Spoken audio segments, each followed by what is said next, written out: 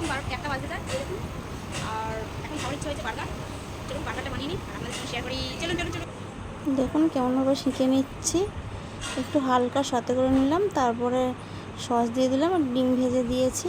আর তারপর স্যালাড, শসা, পেঁয়াজ, টমেটো, একটু টমেটো সস দিয়েছি। দেওয়ার পরে গুছিয়ে নিয়েছি। ছেলের বায়না, এটা দুপুরবেলা এই দুপুর 1টার সময় বার্গার বানিয়েছি। ভাত খাবে না, পরে ভাত খাবো বলে বায়না করলো, তাই একটু করেই দিলাম।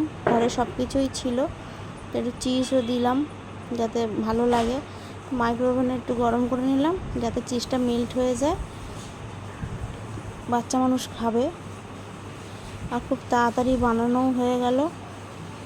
যদি আমার ভিডিওটা ভালো লেগে থাকে লাইক শেয়ার আর সাবস্ক্রাইবটা করে দেবেন অবশ্যই।